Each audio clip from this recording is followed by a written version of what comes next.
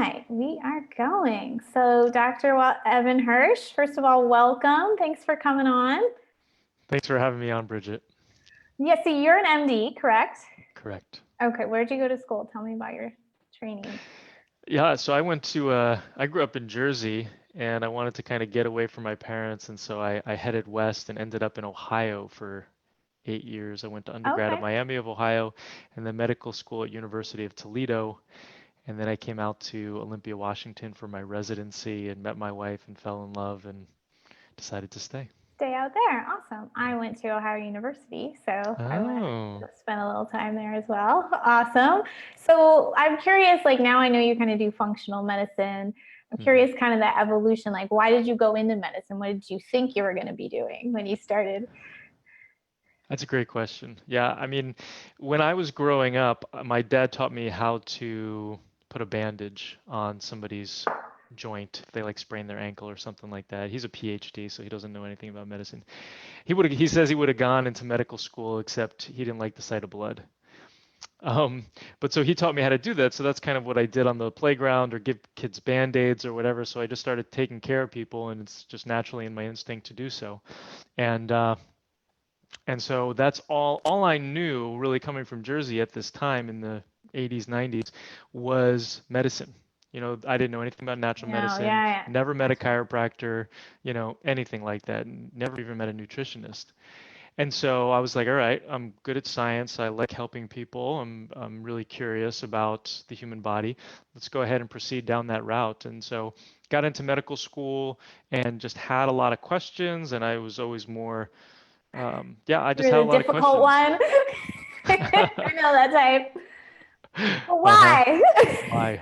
Amen. I mean, that's really the question. That's all about what I do right now too, is like, okay, but why? Okay, but why? Okay, but why? Let's get down to really the crux of the matter. What's the actual Exactly. cause? Exactly. And so they couldn't answer my questions in medical school. And so had to start learning elsewhere. And so when I was, I guess, a third year, I found out about the American Holistic Medical Association.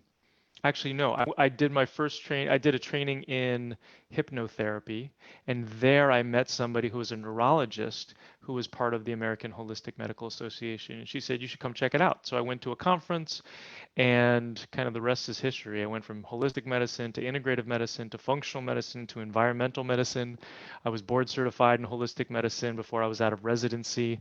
So I was definitely on that path, and I did my functional medicine training in 2007 as soon as I got out of residency. So I Oh, was okay. With was definitely IFM into it. Yep, that or was the okay. AFMCP, yeah, Okay. initially. Yeah. Okay. And did you say environmental medicine in that list? Uh-huh. Cool. Yeah. I don't run into that much, so that's definitely close to my heart. But Mhm. let's just pause on all that as like a background because we're gonna get into fatigue here, which I was reading your bio on your website, and you said something about you have to think of all the possible causes to be able to diagnose. I really love that because it's so true. I think with fatigue, there's so many possible causes, Mhm. so many. Mhm. So I honestly don't know much about your approach. Do you have start with kind of quizzing people or testing people on all these possible causes or what?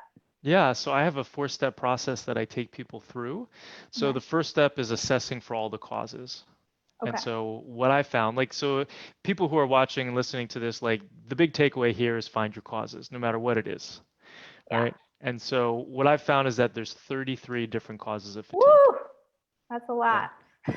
And they can, right, and they can be broken up into deficiencies, so things that are not in the body that are supposed to be in there, and toxicities, things that are in the body that aren't supposed to be there. And just so happens that the toxicities most of the time cause the deficiencies.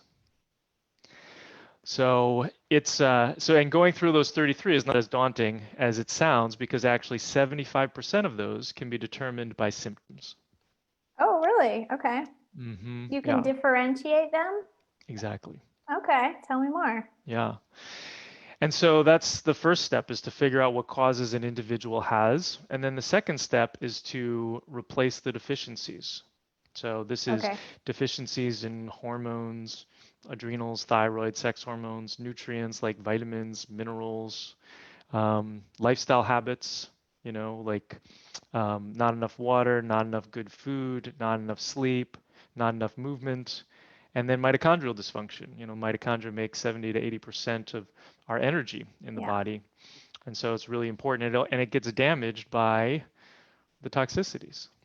Okay. So those are kind of so we boost people up as that second step to make them feel more robust so that we can actually then get into step 3 and step 4 and be more successful, because it's really all about step 4. It's all about the toxicities, which we'll talk about in a second, Oh, but okay. we can't go directly at the toxicities. We have to Yes. go this way. That is one of the questions I get a lot too, is like, well, do I need to do like a certain flush before I start detoxing? Or like, some people have different theories on where to start, so to speak. You probably read different people's protocols as far as that goes. This definitely reminds me of Chinese medicine. I'm also an acupuncturist, and it's all excess and deficiency, right? Right.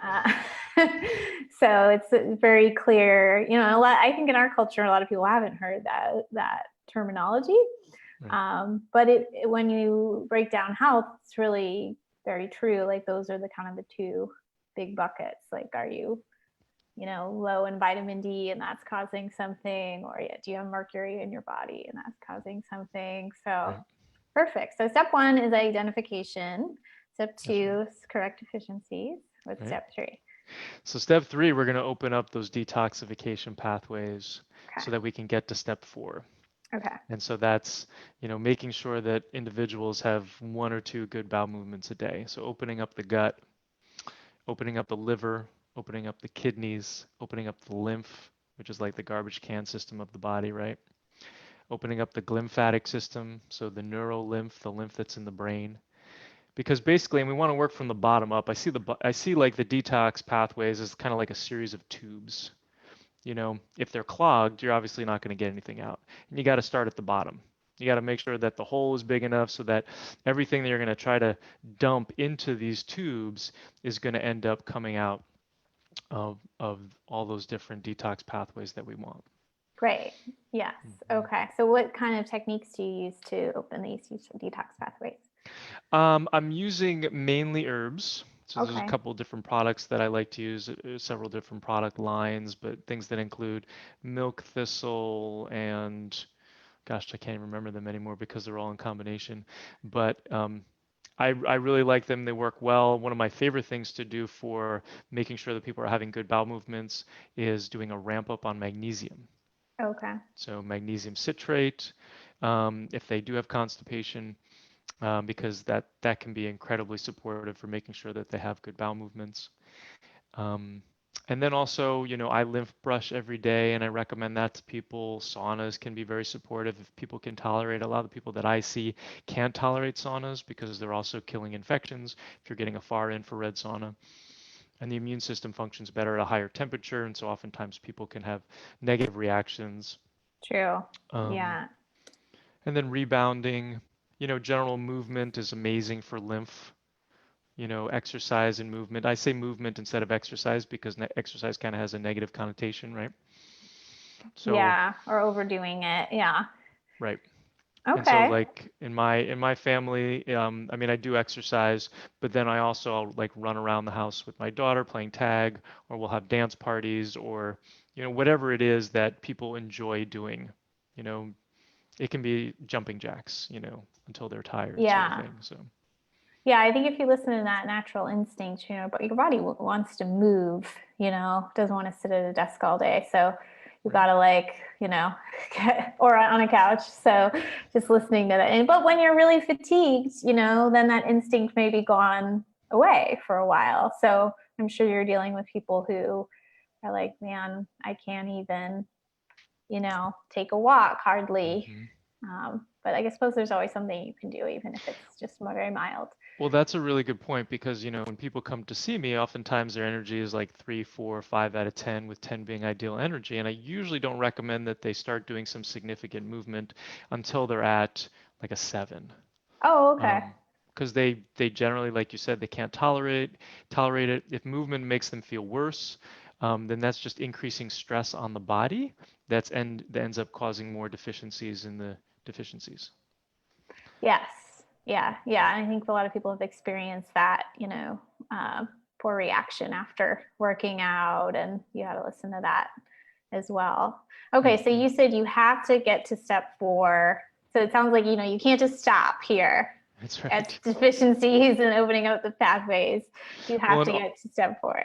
and oftentimes this is what most practitioners are doing. A lot of the functional, integrative, naturopathic docs out there is that they're replacing all the deficiencies, and so then people will feel better. They'll get an uptick in their energy by a couple of points, and they'll think that that's as far as they can get. But in reality, if they actually go after the toxicities, they're going to be a lot more successful. So your point is well taken. Like, do not stop so that you can have complete resolution, because it's just a matter of time. You stop taking those supplements or whatever, and they're band-aids, they're natural band-aids, right? But you stop taking those supplements, and then you're just going to be back to where you were, because you actually didn't fix the problem, because the why of this is that, like we were talking about. Okay, so some of these toxicities are creating the deficiencies. Exactly. Okay, okay. So what kind of toxins or excesses are we talking about here? That's right, the yang of it all. Yes. So we're talking about heavy metal toxicity, like you're talking Okay. about mercury. So over 100,000 pounds of mercury are dumped into our oceans every year Ugh. from coal plants and other toxic producers. Lead, paint, arsenic, a number of those, cadmium from smoking, secondhand smoking or firsthand smoking. We're looking at chemicals. We're talking about 84,000 chemicals that we're exposed to on a regular basis in a lot of the products that we're exposed to, and a lot of those are pesticides, herbicides, insecticides, plastics as well, in addition to all the solvents and the crap that are in our cosmetics and whatnot. And then we have mold, over 50%. We talked about that. Over 50% of buildings in this country have water damage, and most of those have mold, if not other bacteria and things that are growing. And so that's a huge part of about what I see. And it's really so insidious, and people don't realize that if they had mold exposure when they were 5 years old, because the basement flooded every year, you would go down to the basement. It always smelled kind of musty, and then later on in life, they're getting neuropathies, and they have mood disorders, and they've got itchy ears, itchy anus, itchy skin, autoimmune disease, fatigue. That was all from that period of time where you lived in that house for 6 months. But then it's just the number of other stressors and the number of other toxicities that you get along the way that ends up building up to this huge burden, and then you end up getting symptoms. Yeah, I like how you mentioned there can be a delay. I actually just sent someone for testing who's been out of her multi house, I think at least 6 years. But I'm like, you're tired, your brain isn't working. Like what? And she never detoxed back Right. then or tested or anything. So yeah, that's true. How about gut infections? Do they fall in this category too? They do. You beat me to Okay. it. So, Okay. so, so the next one. So we did heavy metals, chemicals, molds, and infections are the next one. So Okay. these are gut infections, bacteria, yeast, parasites. This is also stealth infection. So Borrelia, Bartonella, Babesia, Anaplasma, all those favorite guys that we're going to talk about a little bit more in a little bit. Um, and then we go into allergies. So food Oh, okay. allergies, inhaled allergies, we have negative emotions, so whether somebody had significant trauma as a child or sometime in their life, or whether they just have adverse childhood events like being rejected by a peer group, all of those things kind of compound, increase stress, change the way that we look at the world. And so changing our mindset and working on those emotions and retraining the limbic system, where basically emotions and memory come together, is a really important part of all this. Yeah, so true. Awesome. So some of these things you're talking about removing are pretty heavy lifting. They're and I know you have a book and you have a program. So are these things you can like coach people to safely remove on their own, or is that like where you go into an office? Yes. So I guess to the former, but yeah, you can. So what I did is, when I was creating my online course, is that I thought about, okay, well, how do I what am I actually doing when I'm sitting one-on-one with somebody? What's my thought process? And so I created a 70 plus page workbook that goes into, because I said, 75% of all these causes can be determined by symptoms. And so I go through, okay, if you have these symptoms, this is a symptom list. If you've got adrenal gland dysfunction and you have three of them, then it's highly likely that you actually have this cause. And you can confirm it with a lab, and I tell you how to get the lab and how to interpret it, Gotcha. but you can do it by symptoms alone. So people can actually go through the workbook and figure out most of what their causes are. And then the next step, then it just takes you through steps 2 through 4. Like, okay, if you have this cause, then this is how you Gotcha. start off. And then if you have questions, you can always ask them in the private group that we have. Okay, so I imagine like heavy metals for sure, like remineralizing type of thing. I know those kind of can be compete, right, for like receptor sites.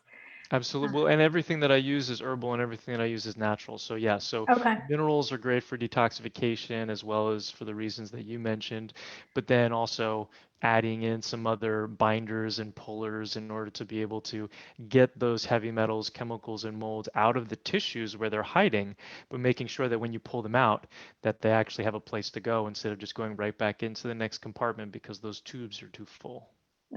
Yeah. Well, it sounds like we do a lot of similar stuff, except yours is more organized. That's the truth of it. But I think in practice we evolve, right, with like our tools and what we're learning. So I'm getting, when I had mold, I only started offering testing for it in the fall because you're not up to doing it as a job for a while. Right. So I think as we get deeper, we'll have more systems around it all. But yeah, I think that a lot of people, I mean, not everyone in my audience has mold, but a lot of people in my audience have fatigue, brain fog. So, we talk about detoxing, that everybody has something to detox. Oh yeah.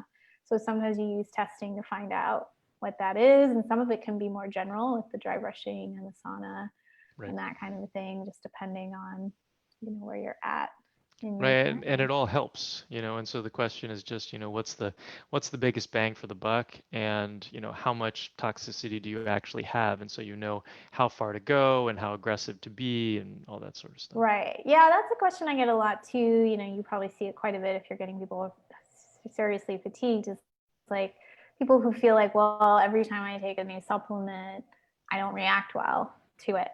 So what do you do with those folks? Yeah, I saw you had that freebie on your site. That's a really good one. And it's an important Side one effects? too. Yeah. Yeah, side effects of supplements. Yeah. Yeah. Yeah, that's a big one. And so, if people can't take anything, then there's a couple things that I do. The first thing that I do is I go topical. Right? Okay. 80% of the immune system's in the gut. And so if you want to bypass the immune system and decrease reactions, don't put it down the gut. Don't put it in the mouth, right? So we'll do topical stuff. And so that can Okay. help, if there's some tinctures that I like by a product line called Byron White Formulas, and they've got some great detox products as well as some great bug killing products. And oftentimes I'll start people off just very gently with some stuff topically. Okay. Okay. Yeah, I always say too, there's like so many therapies out there. There's like red light and hyperbaric oxygen, and Hmm. there's a lot of things if you don't do supplements well. But we actually have a blog coming out in a couple of weeks. Doing a topical, a liquid, a powder can help you navigate the dosing better, so that you can kind of microdose as Right. needed too. So Well, and the reason why they're sensitive is because something's triggering the immune system, right? So when it all comes down to it, like all the people that I see who have fatigue, they're all on the spectrum of autoimmunity. The immune oh system wow. is reacting to something. Yeah. And I mean, if somebody's sensitive to something, I mean, because the spectrum of autoimmunity is right, allergy, autoimmunity, autism, it's kind of like that. And so, and it's all about the immune system reacts to something and causes inflammation. I mean, any inflammation is essentially autoimmunity for the most part. Because there's usually that thing that the immune system is reacting to is in our cells. So if it's heavy metals, chemicals, molds, and infections, which are the causes of fatigue, but also the causes of autoimmunity, and those things are inside the cells. Like for example, Bartonella loves to live in the thyroid. And Mm. so if I give and so the immune system, in order to get rid of the Bartonella, it's trying to go through the thyroid, and you get autoimmunity to the thyroid, and you're breaking up pieces of the thyroid that doesn't go away until you get rid of that thing that's in the thyroid, and then the immune system's like, oh, okay, I don't have to go after it anymore. True, true. Yeah. Yeah, I saw it looked like a few of your like, case studies on your site had Lyme. I'm reading a Lyme book right now. It's Horowitz, I think is his name. That's a You good one. probably say, yeah, it's really good. It's like Hmm. one of the few health books you can just read, I feel like. It just kind of flows. Um, yeah, I wonder if you could maybe just share like a story because and if anybody listening wants to ask questions about their own story, we can take some. Yeah, just somebody and what they found they had and like how long it took and what they did. Just kind of give us a picture of it all. Sure. So, I mean, there's lots of stories on my website. If people click on client Yeah. success, they can just watch a bunch of them. There's several videos there, but let's see. I guess I'll pick somebody without saying their name. So, it's not uncommon for me to see people show up with fatigue at a level of like 4 out of 10, where 10's ideal energy. Oftentimes they'll have muscle cramps usually occurring at night, sometimes pain on the bottom of the feet. Um, Usually, oh, there you go. There's the page. We have that technology. Nice. Um, so then they'll have problems sleeping, oftentimes problem falling asleep or staying asleep. There'll be anxiety and depression with that sometimes. There's almost always brain fog. And so it's always a combination of these. So the 33 causes that I talked about, most of the people that I see have around 20 or so Wow. causes. Okay. So 20 is when you start getting on the internet, like trying to find somebody to help you because nothing's helping, probably. Well, and the problem is that people are looking for a diagnosis. And that's Yeah. really not going to help them because whether or not you have chronic fatigue syndrome or rheumatoid arthritis or whatever, that's not telling you what your causes are. And Right. a lot of people then are looking for just one cause, or they're like, is it Lyme or is it mold or is it heavy metals? And doctors kind of have their favorites, and this is True. something that I work on often to be like, okay, the first thing that I think it is, okay, is this my bias? Is this because, this is something I see commonly or something I like to treat? I know I'm successful at blah, blah, whatever. Try to keep an open mind and make sure that I'm addressing all of those 33 because there's nothing more frustrating than getting 6 months down the line with somebody and they're not making the progress that you want. Yeah. Yeah. And so Yeah, good point. And so in terms of like a case study, then it's it's replacing, it's going through whether that they're doing it on their own through the course. I also have a health coach and a nervous system retraining coach that are part of many of my programs that hold people's hands. And then of course they can also have one-on-ones with me. And so depending on which way they enter, they're going to go through, they're going to figure out their causes. They're going to start replacing the adrenals. They're going to replace the mitochondria and the thyroid, which I call the big three. And that usually gives people a significant amount of energy within the first 2 months. I just had somebody recently who went from a 6 to an 8 in the first 60 days in terms of their energy just by replacing those things. Nice. The big three, yeah. Okay. And then at that point, then if there's a strong suspicion for mold based off of their symptoms, that's when I would start opening up the detox pathways, replacing any other deficiencies that are present.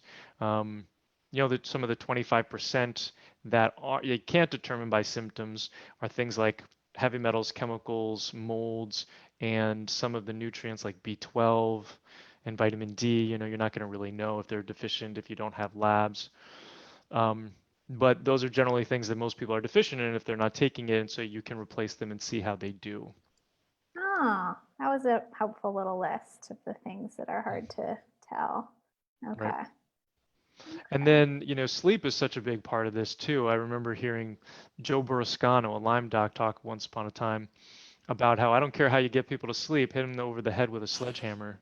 Just get them to sleep because it's so repair and restorative. Yeah. 60%, the brain contracts by 60% when we're sleeping, in order to basically wring itself out and dump a bunch of toxins into the rest of the body. And so if you're not sleeping, your brain's not doing that and you're not detoxifying your brain.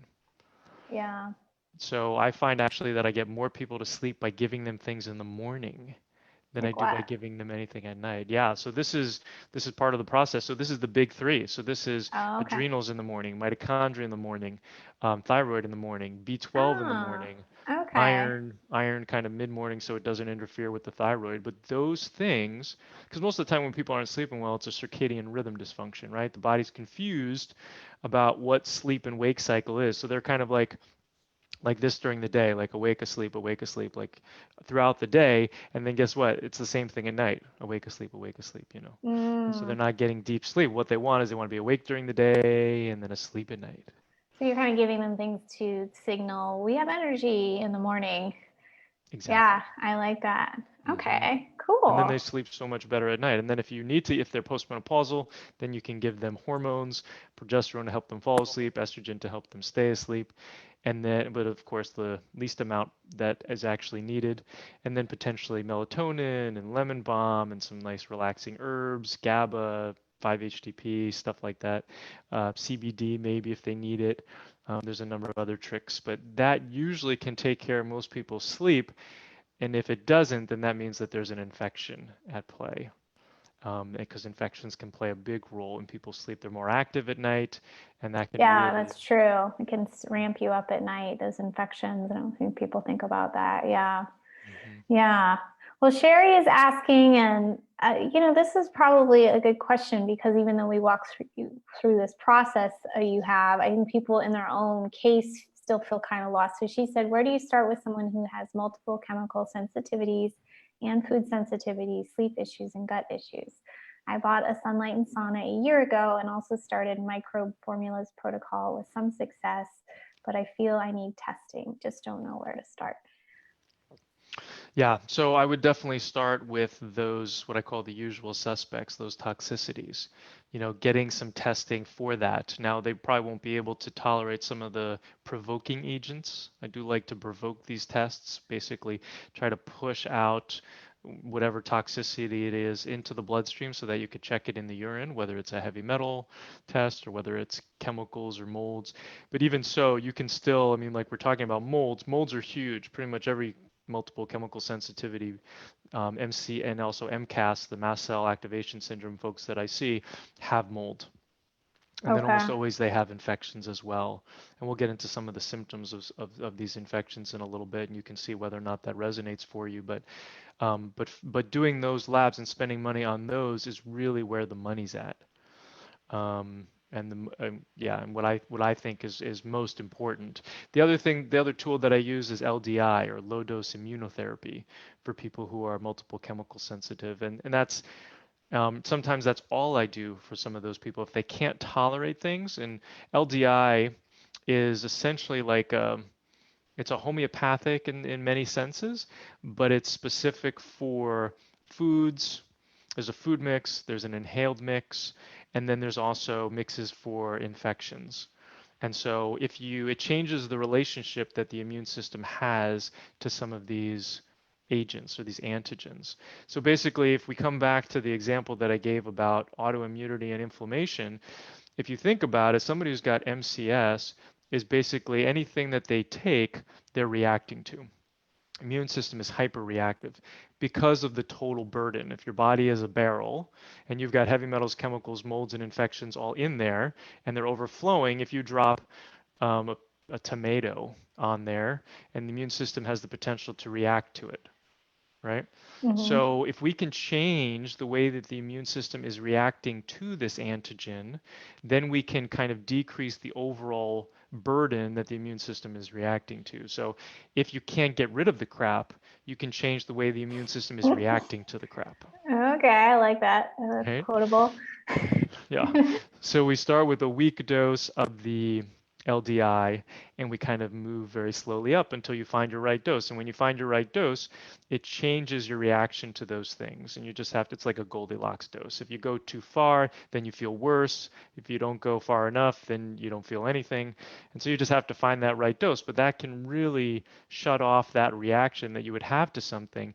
And that in turn can then allow you to tolerate some supplements that will enable you to kind of remove some of the crap. Okay, who makes this low dose immune stuff? or is it Yeah, from? so it's Ty Vincent. So he's a medical doctor out of Hawaii. And he started it, I don't know, maybe 10, 15 years Hmm. ago, experimenting. And I think that's all he does now. Um, and so I like to combine it as part of my treatments.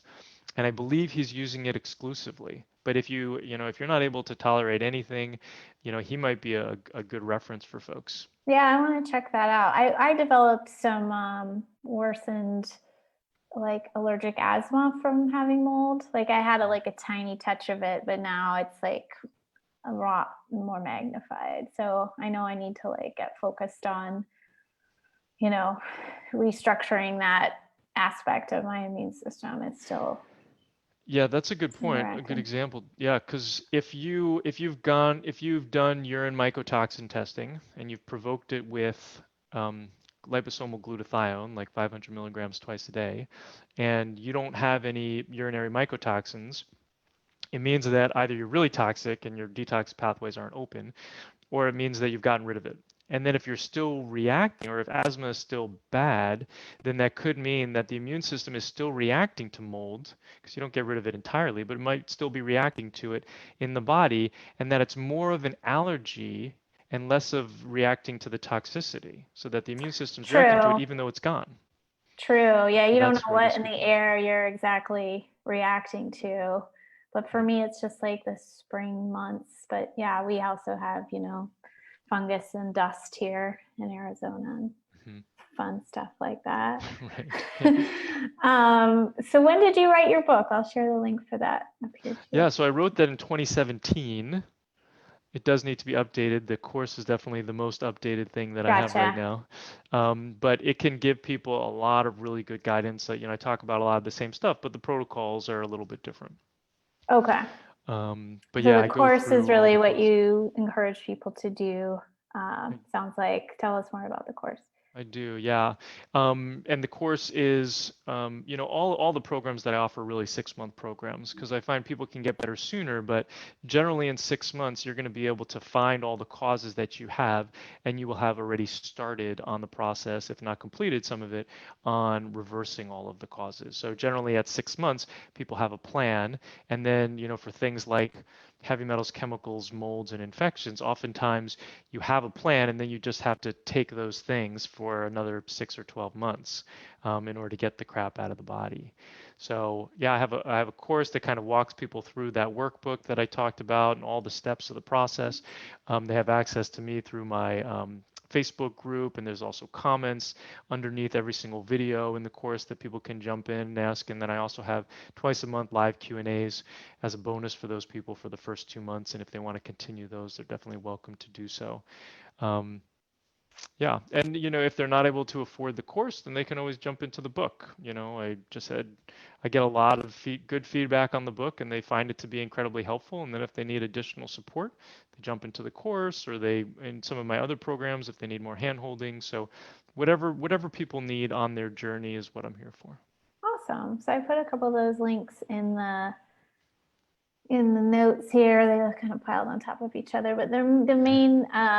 main website is fixyourfatigue.org, right? Or .com, they'll Or both go to the .com. same Oh, I place. see. I just redid Gotcha. it and got the Just .com, so they'll oh, both go to the sweet. same place. Yeah. Okay. Okay. Perfect. Anything we missed, Evan, that you want to squeeze in Um, here? I don't. Well, let's see. Do we have a couple minutes to talk about symptoms associated with infections? Yeah, let's do it. I know, yeah, you said you were going to talk more about it, but I wanted to kind of share those resources too. Absolutely. Yeah. The reason why I want to talk about it is because I think it's really important for people to be able to realize that the really weird infections that they think they have can be attributed to something. Okay. So, for example, there's an infection. So Borrelia, which is AKA Lyme from Lyme, Connecticut, you can't really have it, and you probably know this from reading Horowitz's book. You can't really have it if you don't have symptoms that come and go. So some days are good, some days are not good, and symptoms that move around the body, whether it's joint Yeah. pain, muscle pain, or nerve pain. Like there's very few things, if any, that do that besides Borrelia. So when somebody says, I have Lyme, if they don't have those symptoms, they probably don't have Lyme. They might have some of the other co-infections, but maybe not Lyme. And those things that move around the body, it could be, like joint pain here, and then it moves in a couple days or a couple weeks or a couple months. So it's hard to know how fast it moves. And then there's Borrelia. So upwards of 50% of all domestic animals carry Borrelia, which is this bacteria. And if a cat scratches you, you might get large lymph nodes and something called cat scratch fever. But this is actually, and that's kind of like a more of an acute issue that you go to the doc for. But sometimes you can have this sort of exposure to Bartonella that will end up becoming chronic, where you're going to have headaches, muscle pain. A lot of people with fibromyalgia have this. You're going to have, oftentimes there's neck pain associated with it, hard time sleeping, falling asleep and staying asleep, a little bit of anxiety, a little bit of depression, pain on the bottom of the feet or in the feet and hands. So sometimes it's like really a deep ache in the hands. Sometimes people notice that their feet are really sensitive, the bottom of the feet. They always want to wear slippers when they're around the house. And sometimes they'll get muscle cramps, usually in the calves, usually at night while they're sleeping. And even if they get better with potassium or water or magnesium, oftentimes that can be due to Bartonella. And then Bartonella, like I Mm, said, is a big cause of Hashimoto's or autoimmune thyroid disease as well. So if you have three of those symptoms, oftentimes it may mean it's time to look at Bartonella, um, and and a lot of these natural treatments that we use, we're going to know whether or not we're on the right track by giving you some herbal antimicrobials specific for Bartonella. And if you get better or worse, we know we're on the right track. true. Yeah, I like those examples. And yeah, in the Lyme book, partly I'm reading for myself, after having mold and parasites and all the things, I'm like, well, maybe I have Lyme too, but I don't have that moving around Right. thing. So, but I do have leg cramps, which have got, and a lot of people just say, oh, magnesium. Dr. Todd Watts told me parasites, which, there might be Right. a crossover there. But yeah, I think it's still possible I have like some of the co-infections because I think things can be kind of latent too, right? Like you don't, Mhm. you don't know when you were exposed, but once you're become weakened, then, these things can flare up. Right. Yeah, when I had fatigue, um, quick funny story, we were vacationing in Canada. And I wake up in the middle of the night and I've got this awful leg cramp and I'm in so much pain, never been in this much pain, no clue what's going on.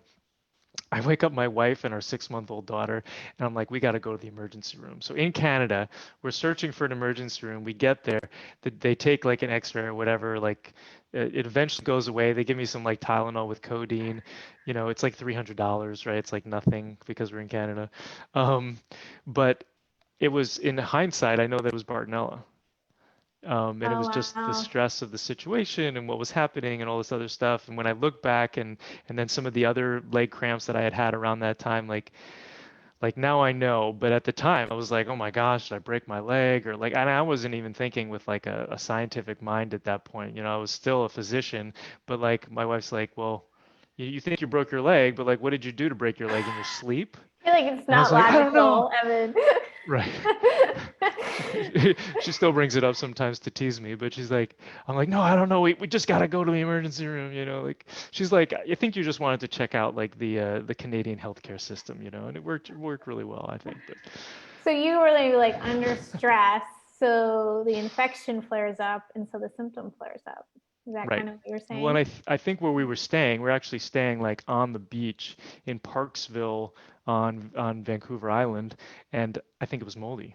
Oh, And yeah. so whenever there's heavy metals, chemicals, or mold, they take the immune system, they go off in this direction, and the infections become opportunistic.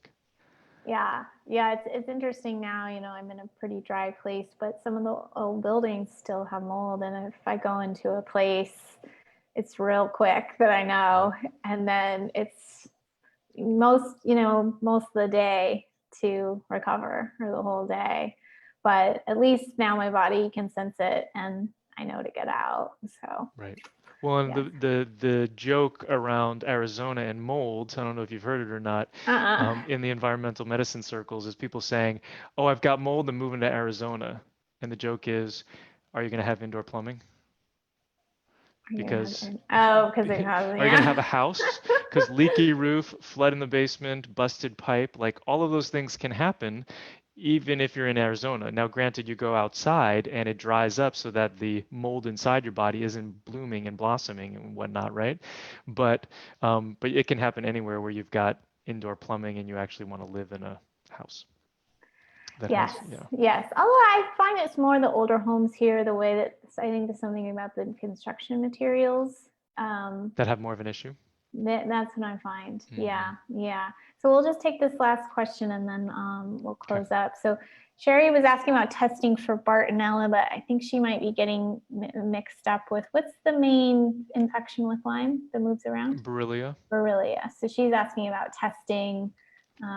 Maybe for if you could touch on both of those things. So it's kind of a hotly debated It's a issue. hot However, topic. It's a great one. No, it's a great question. So even according to the CDC, the Centers for Disease Control in Atlanta, these infections are clinical diagnoses. So they're based off of your symptoms. So kind of like what I was just talking about. And having that conglomeration of symptoms can really determine whether or not you have that particular infection. Now, the one test that I do recommend is a little bit pricey, but I feel like it is the best one, and this is a DNA connections test, which anybody can get. You don't even need a doctor's order, so it's DNA connections with an X, CONNEXIONS.com, $650, but it is a urine PCR test. So that PCR just means it's basically the DNA of the bug that you're looking at. You do want to provoke it with 30 minutes of intense exercise or a lymph massage. And if you feel worse after a lymph massage, it's because you're mobilizing all of these bugs. A lymph massage is pretty much any massage. But I mean, there are people who do it specifically, but any massage that you're going to get is going to mobilize lymph. But it's pushing those bugs into the bloodstream, and then you can check them in your urine. And it looks at a number of different, because sometimes it's not just one form of Borrelia. You may test negative for a particular form of Borrelia, but there might be 20 different. I mean, there's hundreds of species right now, and it's near impossible to test all of them. But this yeah, test tests, I think, like 5 or 10 of each of the species, so you're a lot more likely to find one. But you always have to combine, no matter what you're doing, you have to combine your subjective experience, so history plus your symptoms, which is what I learned in medical school, 90% of everything, and then 5% is labs and 5% is physical exam. And so you combine it with the labs, and then you get a full picture to determine whether or not you have that particular infection. okay. So you like this one better than Vibrant Labs? I've been checking their line out I profile. I do. Well, I think that Vibrant is a blood test. It is blood test. Yeah, so the I think. problem with blood tests is that, and blood tests in general for infections, is that you're looking at the immune system's reactivity to an infection. It's called a serology test. So immune system reacting to a bug. Now, what Mm, happens if you've got heavy metals, chemicals, and molds, like all the people that I do? Guess what happens to their immune system? It's not functioning correctly, and consequently, how are you going to get a test where the immune system is reacting appropriately to an infection?